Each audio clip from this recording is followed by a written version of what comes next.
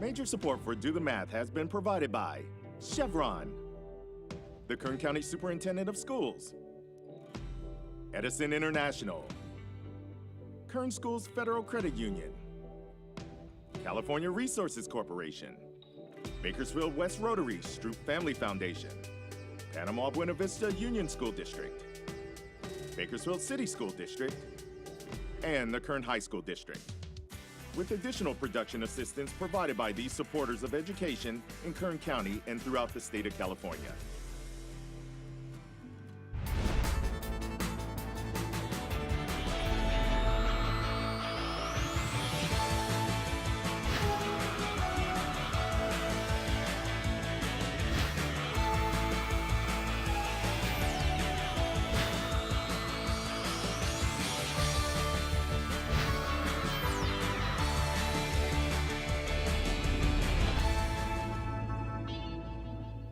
Well, good afternoon and welcome to Do the Math. I'm Michael. And I'm Cindy, and you can contact us at 636-4357, toll free 1-866-636-6284.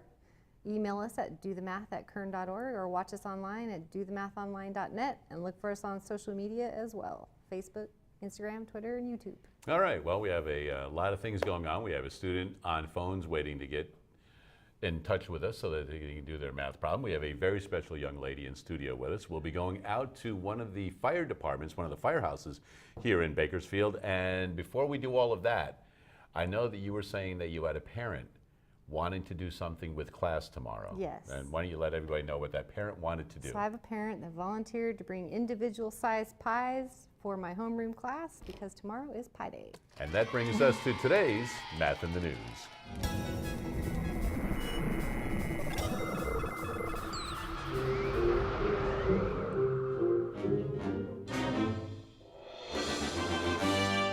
Now, when you say bring in individual pies, I'm thinking a single serving pie, pizza pie. Because in New York, when we say you're going to get a pie, we think of a pizza pie. I wish it was pizza pies. It's just fruit pies and stuff like that. Yeah. But nice that you're going to have one of the parents bring in some pie for Pie Day tomorrow. And for those of you that are kind of like, what's going on? Well, 3.14, 314, we celebrate Pie Day all the time. So we've got a couple of cartoons to look at here before we get to the actual math of this. So, Life of Pi. Remember the movie? Right? So we have Life of Pi right there. We also have a Pi-Ku, 3.141, 5926535, 89, and so on. So written as a haiku, the Pi-Ku. Pi, looking at the reflection of it, you can see that it's 3.14. I'm a pirate, pieces of pie. Too much pie increases my diameter. Yes. Happy Pie Day. Pie in the sky. Happy Pie Day. Promises and pie crust are made to be broken.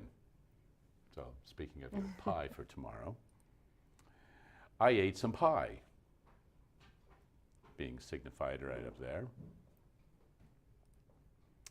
And a couple of other little cartoons we have right here. Happy Pumpkin Pie Day.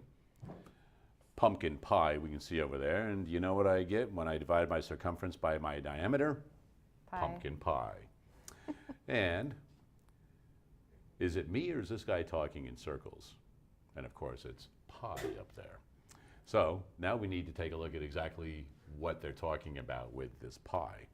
So here are the major parts of a circle. We can see the radius is halfway across from the center point. The diameter goes all the way through. The circumference is the distance around the circle. And if we take a problem trying to figure out what the circumference is, we know that the circumference is pi times the diameter. We know that pi is easily referenced to as 3.14. The diameter is 6, so we go 3.14 times 6, where we substitute in for the variables, and we come out with about 18.84 feet for the circumference of that circle. And that is today's Math in the News. And we certainly do hope everybody has an enjoyable Pie Day tomorrow. In studio with us right now, we have Kendall. How are you? Good. Have you ever heard of Pie Day before? Yes. Of course you have. You've been around for a long time. Why don't you let everybody know what grade you're in and what school you attend? I'm in 4th grade and I attend Old River Elementary. How is Old River? Good? Yeah, you're a Wrangler? Yes. You been a Wrangler for a long time? Yes. What's so good about 4th grade if everything's going smoothly right now? That it's easy.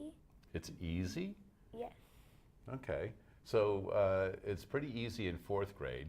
Do you anticipate 5th grade being the same way? No, Why not? because my brother said it's really hard. Your brother said that 5th grade is really hard, but he Yes. said 4th grade was pretty easy? Yes. All right, well, that's good. Well, hopefully everything stays on track and everything gets a little bit more difficult for you next year. How's math going in 4th grade? Good. What kinds of things, like what have you learned that you think is the most important thing you've learned in math this year? Long division. Okay, so you're pretty good at that now? Yes. Well, you're going to need to know long division to move on in math, right? Yes. Well, I know that you're working on some things with triangles. Yes. How do you like those so far? They're pretty easy so far. They're pretty easy so far? Well, I know that you brought in, now is this a homework paper that you have or review paper or what is this paper? This is a homework paper that we got yesterday. This is a homework paper that you received yesterday. Okay. Now let's take a look at the example that they did up there. It says that triangle ABC is obtuse, and it says angle B is obtuse. How do you know that that's obtuse? I mean, what do these words mean? It means that like one of them is bigger than 90 degrees. One is bigger than 90 degrees. And what do the other words mean? Because it says right, acute, an acute, right, or obtuse. So acute is less than 90, and then obtuse, as I already said, is more than 90. So that's why it's obtuse and not acute. So if one is less than 90, the other is greater than 90, the other must be 90. And that is the right angle? Yes. All right, well, you know what? Cindy's got those up on the board for you, so why don't you head on over to the board and you guys can discuss those triangles, classify them, and then we'll do a little bit extra with them. 1, 2. Okay, so for your first triangle that is drawn up here, and you want to classify it by its angles, right? So what would you say that one is? A right angle. And how do you know? What marking on that triangle tells you that you have a 90-degree angle? The square. Yeah, the little square right there. Okay, so go ahead and write what kind that is. That's all right. Right triangle, right? Try not to touch your arm on there.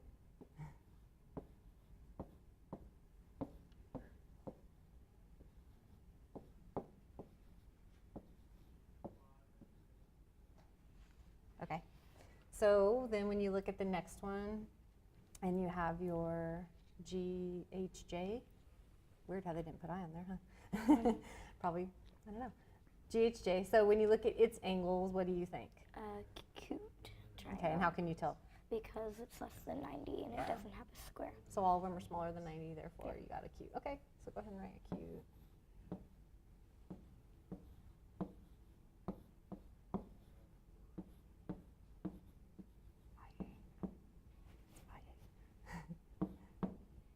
There we go. Spelling. No, I'm just kidding. Okay, so then when we look at triangle LMN, what do you see on that one? Obtuse triangle? Yeah, which angle's obtuse? That. This one right here? Yeah. Angle M? Oops. There we go. Okay, so go ahead and write obtuse.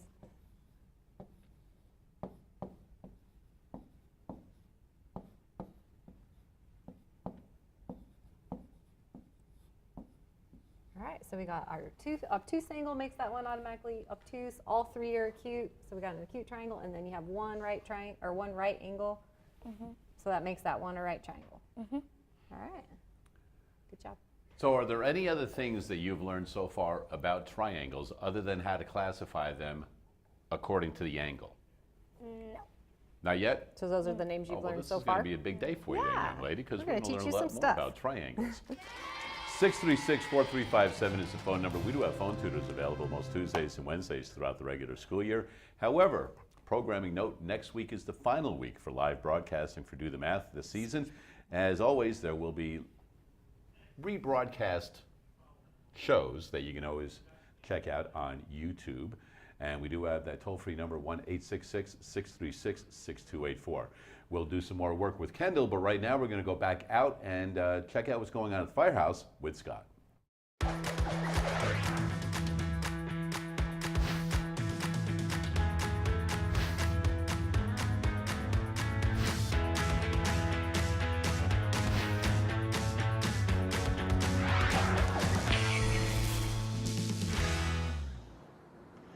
Hey, we're here live at the Bakersfield Fire Department. A little math in the real world on a beautiful Wednesday afternoon. We need to know a little bit about how math gets used in the fire department, because we know it's not just bring a hose to a fire and make it all happen. Lots of stuff that goes on behind the scenes. So we have a couple of guests today. Our first guest, Wesley Howard. Thanks for your time. I'm glad you could be here with us. Glad to do it.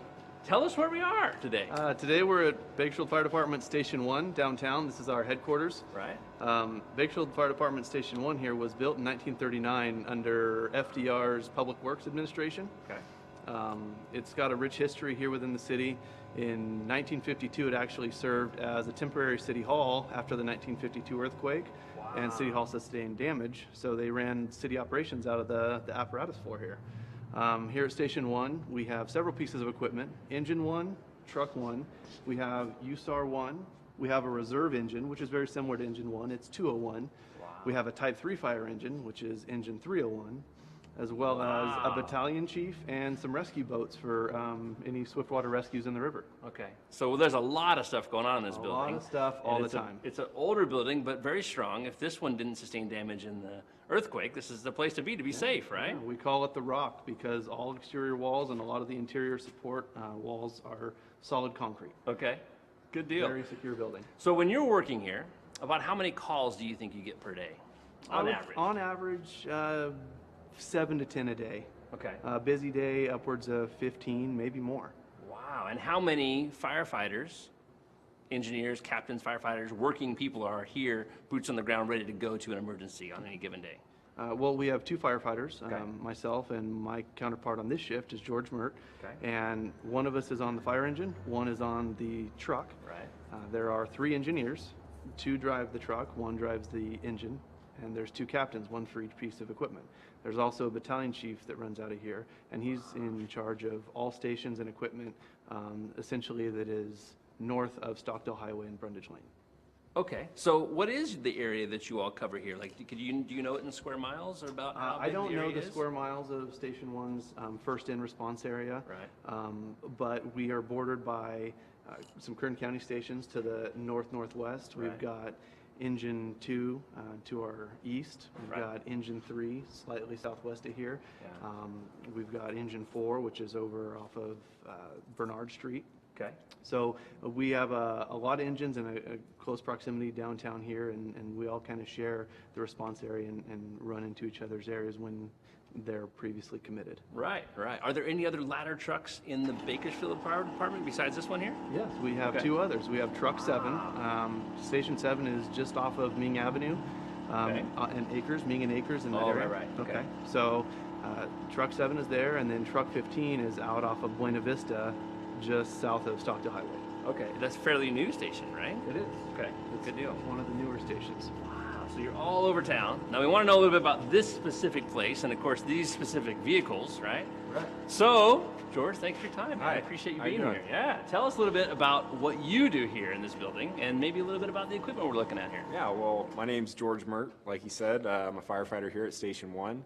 And like I said, I work as a firefighter. We got Truck 1 and Engine 1 right here. And today I am working on Truck 1. So we're going to be called out for structure fires, vehicle pin-ins, rescues, things of that nature. So if there's anything like that going on, we'll be responding to that. Gotcha. And we were talking a little bit earlier, obviously there are 2 different pieces of equipment that are going to respond to different kinds of calls, right? So when this is an engine, is that right? Engine number 1. This is engine What one kinds right of here. calls is engine number 1 going to get? So Engine 1's typically going to respond to all of our medical aids within the city. It's going to be going to medical aids, fires, vehicle accidents, traffic collisions, hazardous materials calls, anything like that. Engine 1's going to be running, like Howard said, at least 7 to 10 calls a day, maybe more on a busy day, maybe 15 calls. As opposed to the truck might run on a busy day 5 to 10 calls. Okay, gotcha. And you're working on the truck, right? This is a long vehicle. My goodness, this is a big piece of equipment. How much does something like this cost? We all want to know. So this, the truck, could be upwards of, $750,000 to $1 million. It's an investment, and it's used like that in the city. Yeah. And it has all kinds of pieces of equipment on it, right? Yeah, so basically we'll talk about like the truck is our big toolbox. Every compartment is dedicated to a different type of emergency. So we have some compartments that are full of forcible entry tools if we need things like that. Some of the compartments are full of hose for high-rise things, extra SCBA bottles. It's got a plethora of tools and equipment. So. You're prepared. Yes. You're prepared. When you Any leave this type of place, emergency. when you leave this place, you don't want to have to come back. You got to have the stuff with you. Yep. Yeah, it totally makes sense. Now, there's no possible way that either of these things can be ready to go for any kind of emergency without a little math. So when we come back, we're going to do a little bit of specific firefighter math. You know that there's all kinds of numbers flying around this place. We're looking forward to that, but we also know there's some important math to do back in the studio, so we'll go back there now. Always a lot of important math going on at the studio. Thanks to that out there with Scott. And perhaps we can get him put some gear on, and that way he can see just how heavy all of that equipment is. We do have phone tutors available until 5:30 this afternoon. We have Kendall in studio with us, a 4th grade student from Old River Elementary. Right now we're going to go to the phones. And Caitlin, how are you this afternoon? Good, how are you? I'm wonderful myself. What are you working on today? A word problem. As soon as you're ready, let's hear it. Olivia went to the home improvement store. She bought gallons of paint in this color quantity. 3 of red, 2 of green, 1 of yellow, 6 of blue, and 5 of purple.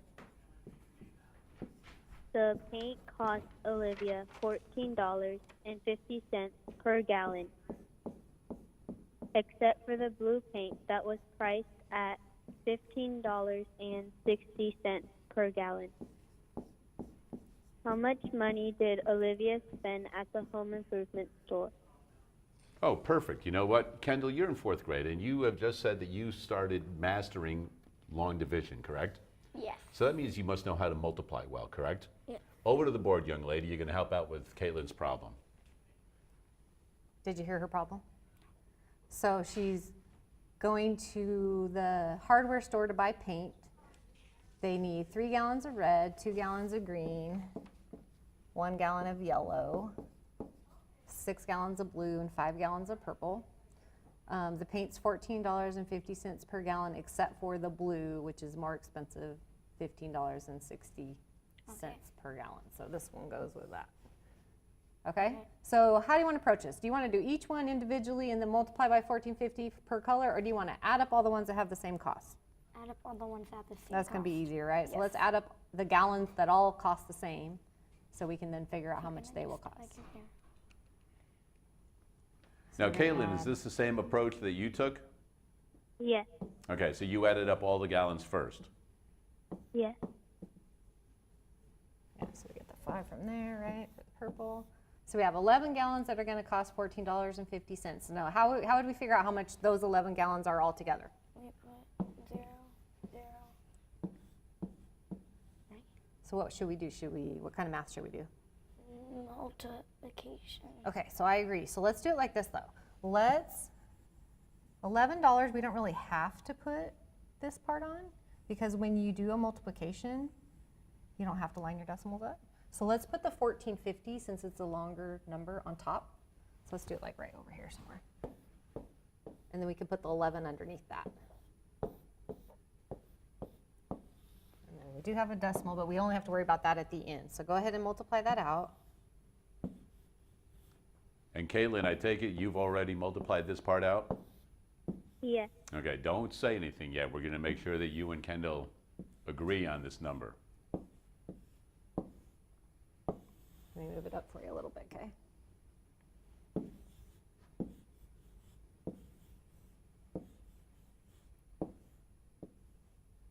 Okay, now before you put that comma on there, let's get our decimal in there and see if we need that comma. So where's our decimal go? How many numbers are behind the decimal up here? You might not have learned this part yet. 2. So you have to put 2 behind it here.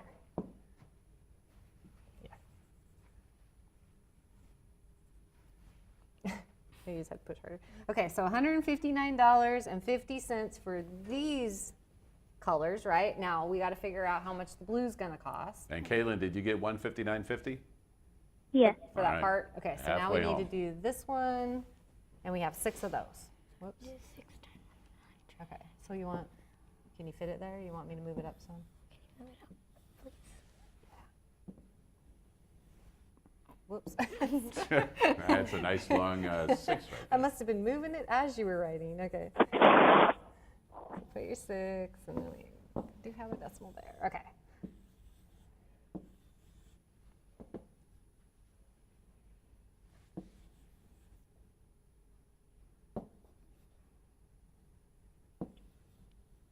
Okay. And then we have 2 there, so 2 there, so $93.60. Okay. Yes. So you want to go ahead and figure out the total for all of it all together right here? So you're going to add it up. And Caitlin, while Kendall is working on that, have you come to a total for both of those? Yes. And what did you get as a total? $253.10. All right, well, we'll check and see if that matches up with Kendall's. Yep. Because of these roots. $253. That's what she got. She got $253.10 also. And the only thing, oh, you got it in there too fast. I was going to say, what's the one thing we need to add? I have to make sure that we know that it's money, and that Gotta dollar label it, sign yeah. is key. Caitlin, thanks very much for that phone call, and we'll be sending you a gift card courtesy of our friends at Chick-fil-A. So thanks for that call. Hey, we do have phone tutors available until 5:30. Kendall says you're already at the board. Stay at the board. Cindy, I would like you to draw 3 triangles on the board, and I would like you to draw the 3 triangles I know you know I'm thinking of. Okay. So I'll do my best to draw them because, you know. Yeah. Okay. Almost. Not quite. Let's see. Okay. So I'm going to mark them like you would see in a geometry There you class. go. And we'll talk about what those marks mean, okay? Because that's how you can tell when they're not drawn perfectly what they're supposed to mean. Okay.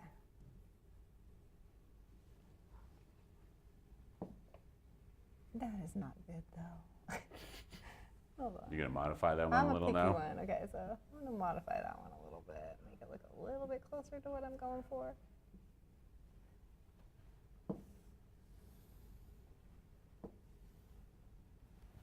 What do you think these marks mean? You got any ideas what they might mean? Yes, these 2 are equal, and those 3 are equal. Nice job, yeah, good. And this So have you learned that before, or you Yes. just got that idea on your own?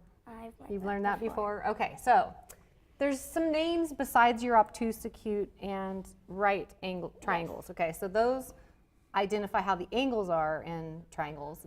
These names identify how the sides are related in triangles. Okay, so the 3 names are isosceles, equilateral, and scalene. So you have heard of these. Yep. All right, so do you know which one of these triangles is scalene? Nope. Think of this. These are this all one. equal, right? Yeah, And then which one of those names I said has equal in it? Do you remember the names I said? Scalene is no. Scalene is that one, yeah, Yeah. has no equal sides. Yeah. So scalene, so You can I just mean- put an S for now. yeah, put an S for scalene. That one's scalene, no equal sides is what that means. Okay, so now we have isosceles and equilateral. What do you think? So what gives it away? This one's equal. Yeah, and it has the word yeah. equal, and lateral means sides, Yeah. and then isosceles means it has 2 equal sides. So depending on if you're naming your triangle by the angles it has versus the sides it has, you have, 2 ways of naming it. So this is an equilateral acute triangle, right? And this would be an isosceles acute triangle. And that one probably is scalene. That one you can't really tell if that's above 90 or not, but Obtuse. I'm not sure. It isn't really necessary. All right, so I've got one more thing for you girls to work on. What's that? Kendall, have you found out how many degrees are in a triangle yet? No. Okay, so Cindy, talk about how many degrees are in a triangle, and let's just do the equilateral one right now and talk about that. Okay, so in a triangle, when you add up all of the angles of that triangle, no matter which kind of triangle it is, it always adds to 180 degrees every single time, no matter what shape it looks like, okay? So if we wanted to figure out how many degrees these are for each angle, and we know that all 3 of them together is 180, do you have any ideas on how we could come up with what angle know what measures it they is. are? You do? 60. And how'd you get that? Because 6 times 3 equals 18. And if you do 60 times 3 equals 180. So you basically knew that they had to be equal to each other because it's Yeah. equilateral, and then therefore they're automatically 60 because you divided. Good job. Nicely done. Triangles and circles on the day before Pi Day. 636-4357 is the phone number. Great work with the triangles, and we will be awarding you with a meal of your choice, courtesy of our friends at Grillenberger. So hopefully you get an opportunity to head over there and try out one of those. Come on over here, young lady. We're going to make Cindy do some work right now. Oh, we are. This is from an 8th grade student at Stone Creek. So we have -1 equals 5 plus x. And they had it all over 6, but we can go ahead and work with this. You want me to? Because I feel like it should be like this. There you go. Instead of the whole Like thing instead over of the 6, whole right? thing, because usually equations don't write the equation on top of a number. Right. So I'm thinking maybe just in The the 5 plus conversation x it got was over relayed a 6. little bit wrong. Okay, so then we need to figure out what value x is to make this work. So normally when we solve an equation like this, we often don't have that extra 5 there. We just have x over 6. Ooh. And so we need to get rid of the 6 because we want to be able to do something with the 5, but right now they're both attached to the 6. So this is a division of this whole thing by 6. So we do the inverse operation of dividing. So we multiply both sides by 6. And what happens there is these cancel out. These cross cancel like you do in fractions if you put a 1 under that. So these disappear. And over here we get -6. So the -6 would be equal to what's left in the parentheses, 5 plus x. And now we need to get the x alone by doing the inverse operation of the 5. So the 5 is being added to the x, so the inverse operation would be to subtract. Subtract it from both sides. So that equals 0, so the x comes down. And then -6 and -5 make -11. So x equals -11. There you go. Nicely done. Hopefully that helps out that 8th grade student, Chelsea, at Stone Creek Junior High. We have phone tutors available until 5:30. We'll be back with more right after this.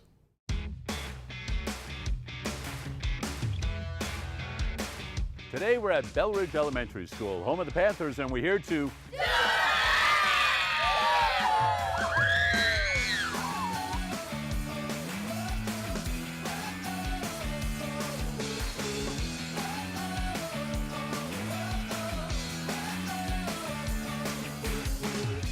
We're back at Belridge Elementary School, and we've got some students working on a strategy game.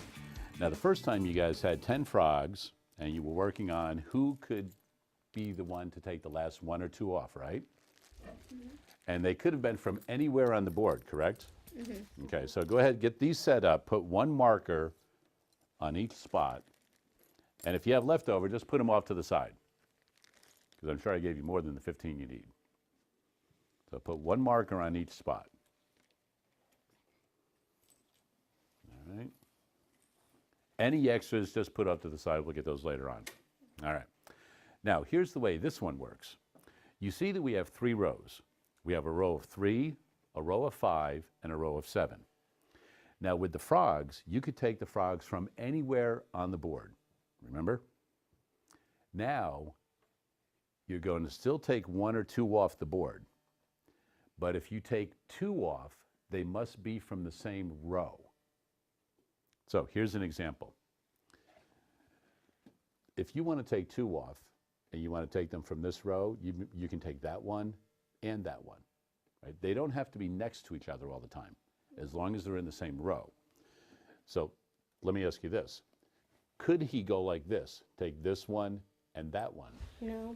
No, because they're not in the same row. They're in the same column, but we want to do it in the same row. All right?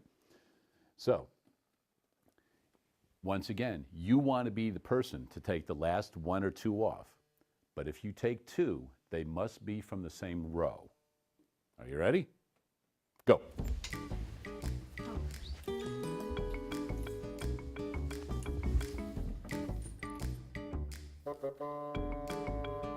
See, as it gets closer to the end, then it starts slowing down. You want to start thinking about what are you going to leave the person. Well, now you can't take 2 from there because they're in 2. Okay, now you can do that. Now you have a way right now that you can guarantee a win. There you go. Whose turn is it here? Oh, gosh. So you guys got rid of the last 2 rows already, right? So there is a way for you to possibly win. Right, that was the only thing you could have done is take the 1, right? Okay, set them up, do it again. Oh, here's a good one. All right, now those are in the same row.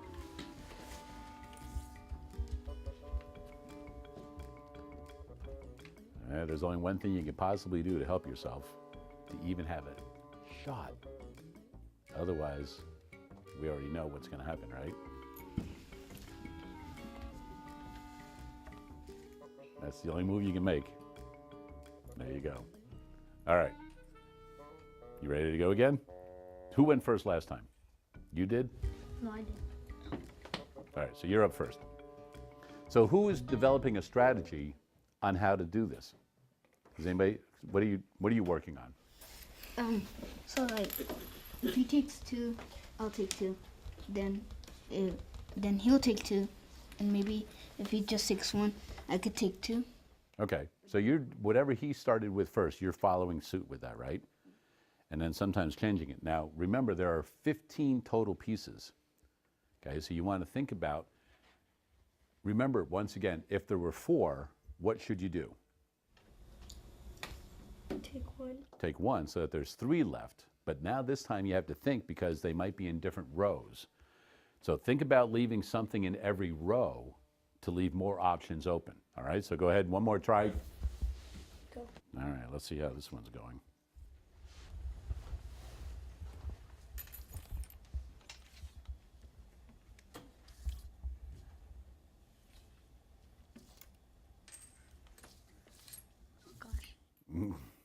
You got you on that one, right? So instead of eliminating a whole row, remember, if you try to leave some on different rows sometimes, oh, there you go. See, that was good. All right. You guys developing your strategies? No. Getting some? Here, do this. Put 2 on each row. Don't even set up the whole board. Put 2 on each row. Just go with the first 2 in each row. All right? Start with that. Try that now. So remember, you want to take 1 or 2. Must be from the same row if you take 2. Well, you can't now. Whoa, whoa, whoa, whoa. Hold on there, brother. Put those 2 back. Now, put them back the way they were. Now, instead of you taking these 2, what is something else you could have done to make sure you could win? Now you got it, right? But you can only take 1 because they're not in the same row. See? And there they are working on their strategies at Belridge Elementary School.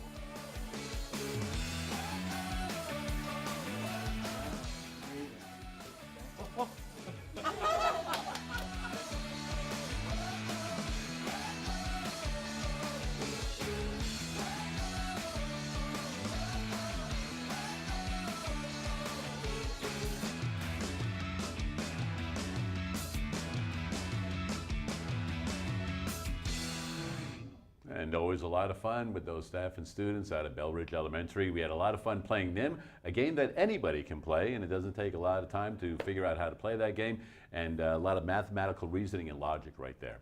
We do have phone tutors available until 5:30. We have Kendall in studio waiting to do some more work, but she's going to have to wait on just a few more moments because right now we're going to go back out live and visit with Scott. Hey, we're back here live at the Bakersfield Fire Department. We want to know a little bit more about how math is used every day by the firefighters because there is a lot of math that goes on around here. So, with some specifics about the math, we have Brandon Thompson. Thanks for being with me today. Nice to meet you, sir. I appreciate it. Now, your position is? Engineer. Engineer, Yes, gotcha. sir. So we talked with some firefighters earlier, and your job when a truck or an engine goes to a fire is a little different than theirs. So what's your job when you get to an emergency or a fire? So when we leave the station, the engineer's job first is to engine safely. You're the driver? Yes, sir. Okay, Yeah. good. All right.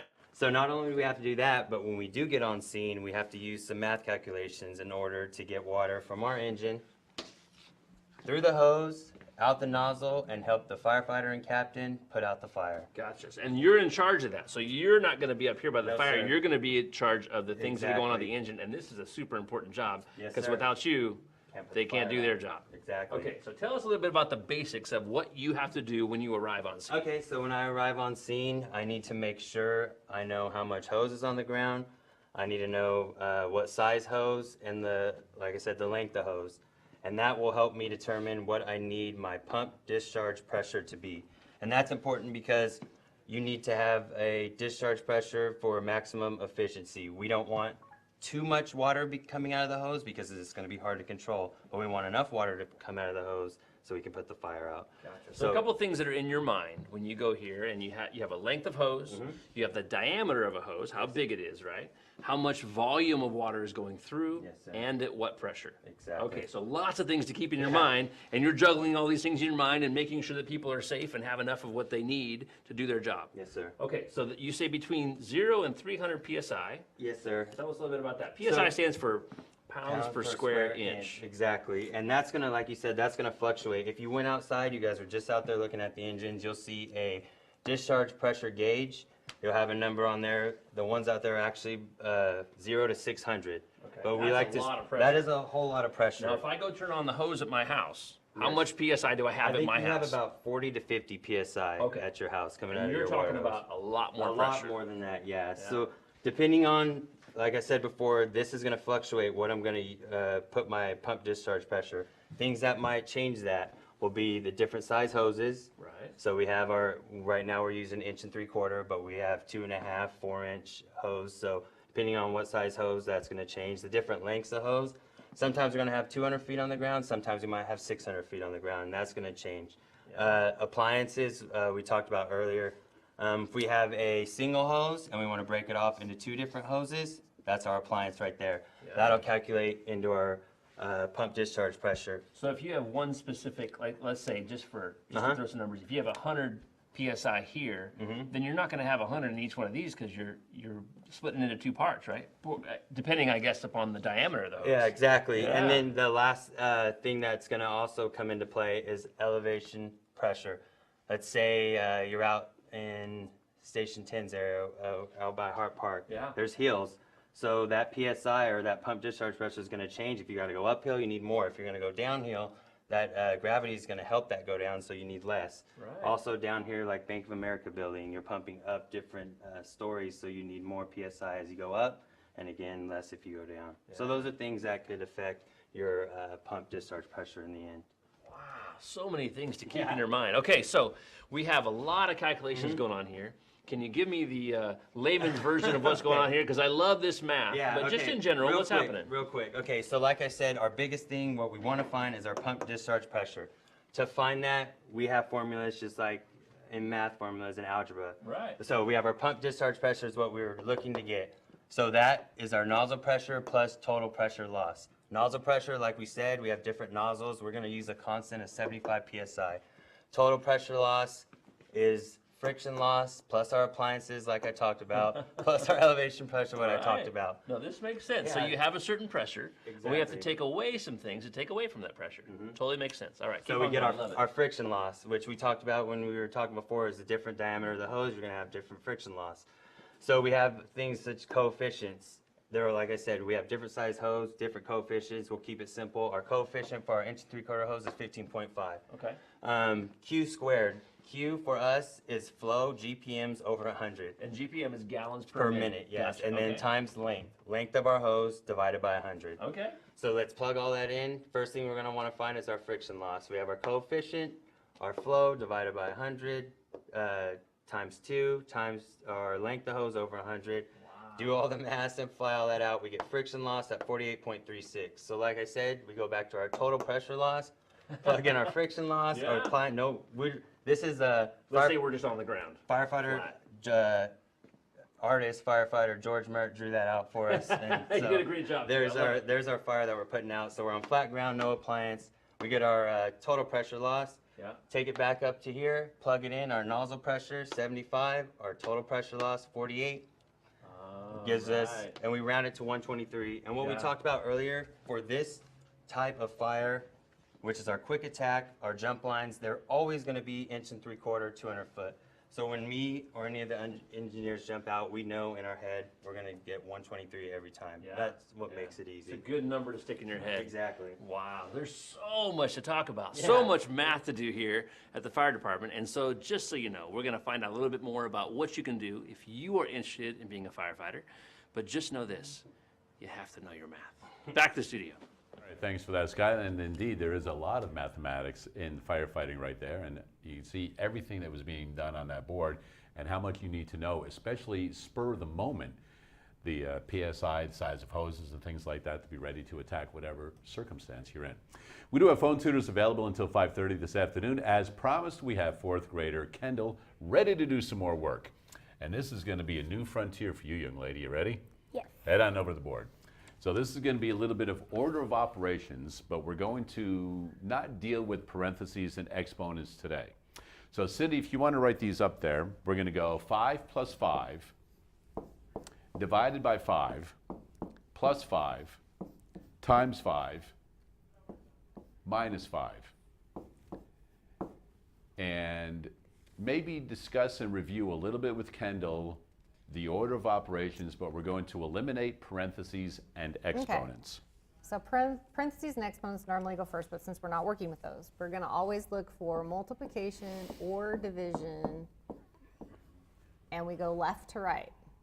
So we look this way like we read a book. And if we see either one of these, we're going to start there. And then after we finish all of the multiplication division, we're going to look for add and subtract left to right.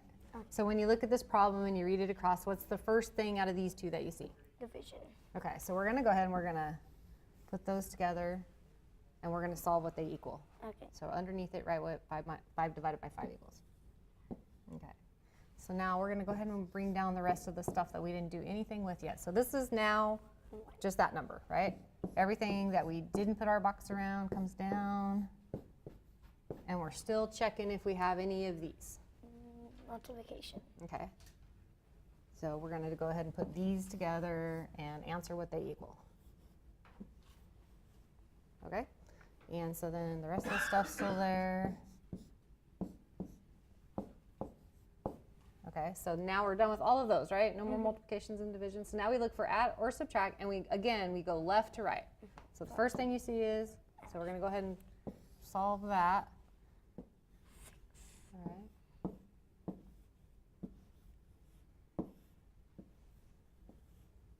Oops, sorry. That's me again. I Okay, like that though, when she's writing it, you're moving that board to me.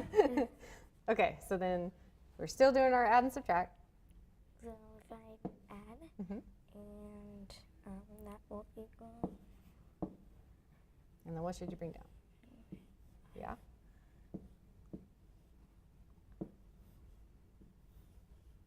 And there we go. Nicely done. Your first little spot with order of operations.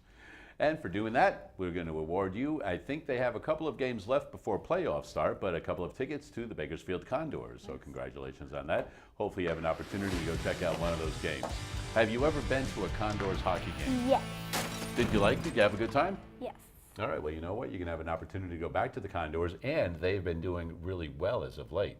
They've been winning a lot of games, so hopefully they win the time you go, and then they can get into the playoffs on a hot streak and maybe win it all. Never can tell. All right, we'll be back with more right after this.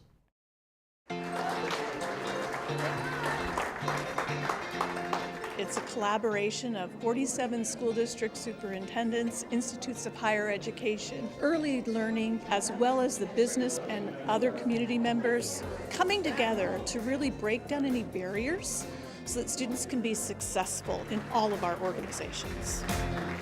The Kern Pledge is a formal agreement that describes how we will work together to improve and accelerate outcomes for students and ultimately prepare them for the new global economy.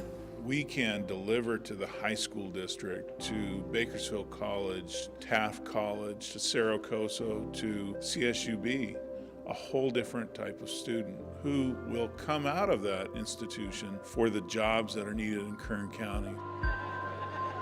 We've really made a push to allow students to graduate from high school with options. Some will go right to the world of work, some will learn about further certifications they can possibly get. also very, very important public policy by the year 2030 that we're going to be about 1.1 million jobs short if we do not increase the number of students going to college. And so we're really proud to be leaders that are stepping up to work together as collaborators. There's so many of us that are going to be part of this that, do you think that might dissipate some of that fear?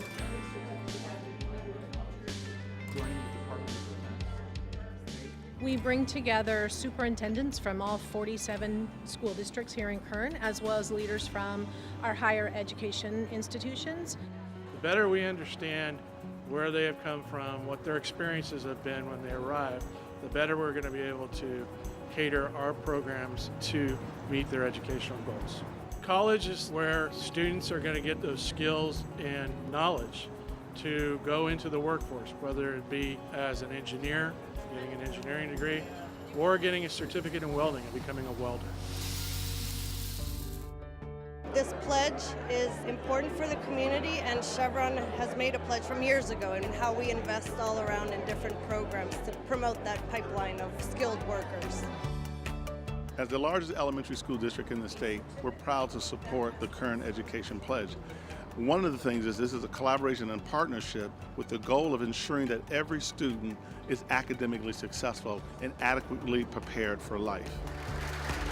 This type of partnership is exactly what we need. We cannot do it individually, but when we unite as a community, we can take on even the most pressing needs of our community. We know that improving student outcomes throughout Kern County requires innovative and sustained collaboration across all of our organizations, and I have been impressed by the level of commitment around this work that I have seen to date. Now, I don't think it could happen very many places in California, but the collaborative nature about the superintendents and the districts that are in Kern County is going to make this happen. And the thing that's going to really make my heart sing is watching those children, the class of 2031, and knowing that we're going to have an impact on their future.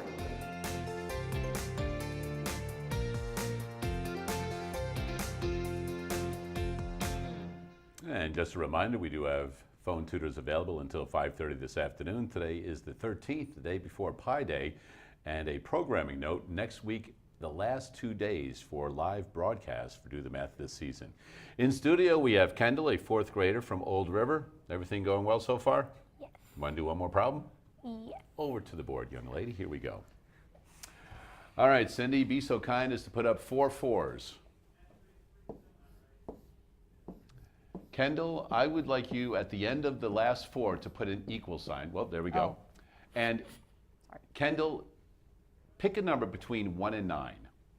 8. 8? Go ahead and put an 8 after the equal sign. Now, learning what you just did with order of operations, okay, you need to multiply and divide first before you add and subtract. In between each of the 4s, I want you to put an operation. Add, subtract, multiply, or divide, so that all 4 4s will equal 8. Okay. And if you want to change your mind, you know how to erase it, and because you may not get it the first try. And just explain to us as you're going through what you're thinking of.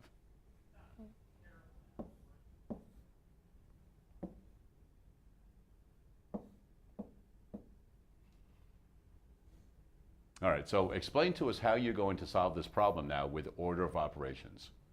I would do, first I found the time, so it equals 16.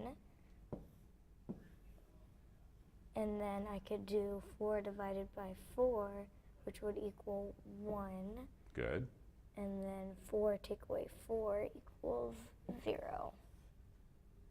All right, so maybe erase the 0 and erase the 1 for now, because you were correct. So underline how you got 16. Okay, so those 2 4s are now used.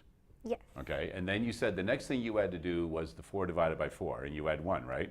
Mm-hmm. Okay, so underline how you came to 1 and go ahead and put your 1 under there. So what is left that is not underlined? So what do you need to do? Just put the subtraction symbol, right? Okay, so you've come up with a way to get 15. Yes. But what do we want to get? 8.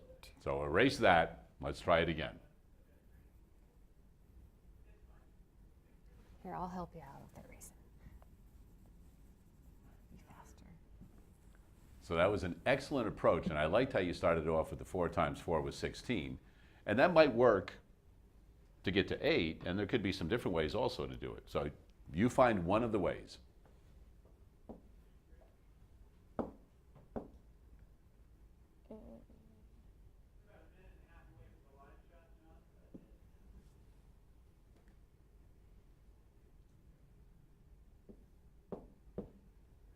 All right, so now what have you got? 1, 0, and 1. We'll do your Okay. underline thing again. Which part should you do? So you did division and got 1. What would be next in order of operations? This one. Okay. So is there still 4s to get the 0? If you underlined all the 4s? No. So just the minus comes down right there, right? Mm-hmm. So you found a way to equal 0. Okay, There you but go. we want a bigger All answer. right. We want 8. So you're like in between. You had 15, then you had 0. We need in Here between we go. there, right? Erase that. And I'm going to give you a clue. The way you started the first one, 4 times 4, I want you to leave that. So you're going to start with 4 times 4. Okay? And once you have 4 times 4, tell me what you have. 16. Okay, so think about how can you get from 16 to 8 quickly? Because you don't want to add anything else, right? No. No. So you don't want to add anything. What do you want to do?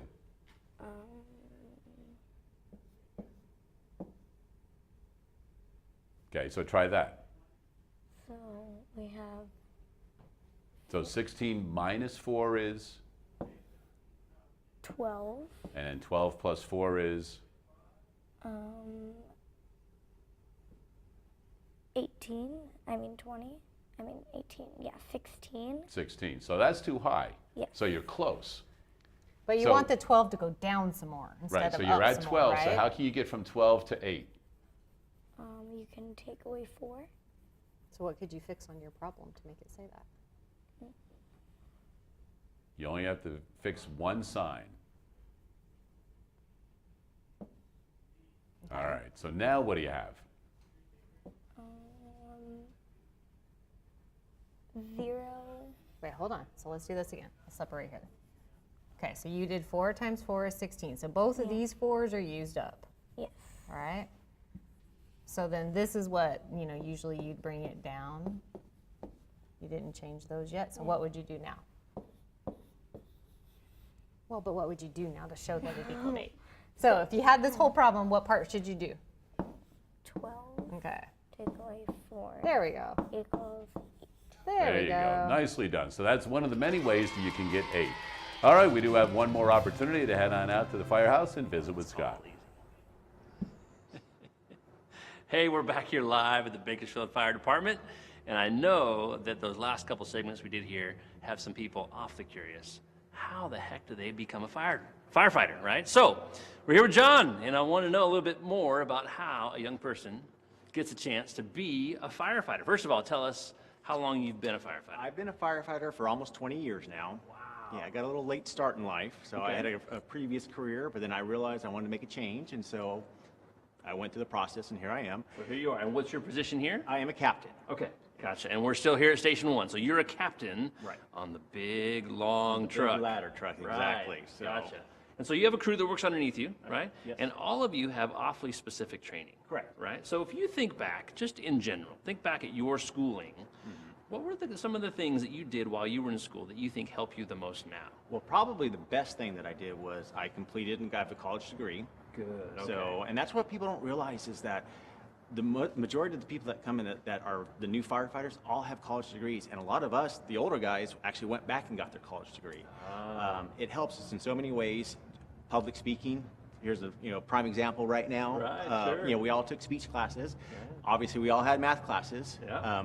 it doesn't matter what your degree's in. It doesn't have to be, sure, there's some colleges have a fire technology program or a fire technology degree.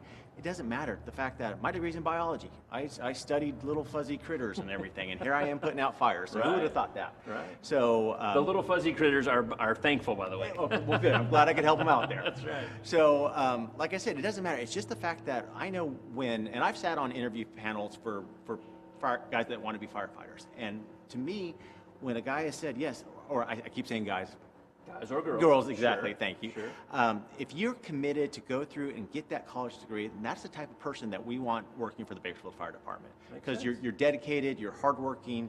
I know what it takes to go to college, and it's a lot of stuff. So if you can go through all that, we want you here. Sure, and there's more training that goes on top of that. But now, I'm sure we have a couple of folks out there. They are excited. They're ready to go, and they're still in school. Right. What do you do here in town for younger people to get them interested and maybe even a little bit of knowledge about Well, firefighting? the best way right now, and if you're still in high school, we have an Explorer program. Okay, good deal. The requirements are, I believe, you have to be at least 15 years old. You have to have good grades. And what it is as you come to the stations, you actually get to ride out on calls with us. You're not going to go inside and put fires out or anything like that. Right. But you train with us. You hang out at the station. You see what our day-to-day routine is. You just get the experience of being a firefighter. I couldn't imagine being 15 years old and being able to ride on a fire engine, code 3, lights and sirens, blowing the air horn, all that good stuff and everything. And then what happens is a lot of these explorers will eventually, with more training, get to become a reserve firefighter, which is like a volunteer firefighter. They actually get to go in and fight fire and do all this stuff. That's what I did 20 years ago. Really? Which was great. Okay, you had that experience. Exactly. Yeah. And then we have a testing process. You have to take a written test. You have to have pass a physical agility, and then an interview process. Once again, if you revert back to college and the classes that you've taken, interview skills, and then you'd be able to sit and talk about it. And that interview process, it's when you sell yourself. You have your resume. You tell them, I've done this, I've done that. And it's just an incredible experience through that. But I know we want to hire people that we know. So the fact is, if you've been an explorer, you've been a reserve, we know what type of person you are, what type of qualifications you have. So that's what we want. If you guys are interested in the reserve program, I recommend that you call our general office. Throw out the number 326-3911 and just tell them you're interested. We're always hiring new explorers, but that's the best way. For those of us that were a little bit older, Bakersfield College has a fire technology program. Right, I've heard about that. Exactly. That's how I started. Just open the right doors up, you meet the right people, and then, well, here I am. Hey, there's never too many people to know, right? You can never know too many people in any place, especially in a place like Bakersfield. We are so grateful you let us come here today. I have a million more questions, but we only have so much time. Right. Thank you for you're your very time. welcome. We want to leave you with this amazing Do the Math tile. Awesome. It's not a mug, it's not a t-shirt, it's a Do the Math tile. Maybe you can put that somewhere in this old happy to fire take it. station. We're, again, grateful that you could be with us today. So thankful to all the firefighters and engineers that got a chance to tell us a little bit about how math works in the fire station.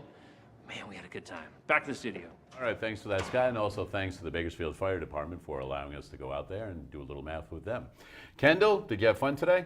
Yes. Good. Well, you are now an ambassador for Do the Math. This is your official uniform, and that means you have to tell other kids about Do the Math. Can you do that? Yes. All right, deal. Thank you. You're welcome. And until we meet again, continue to do the math.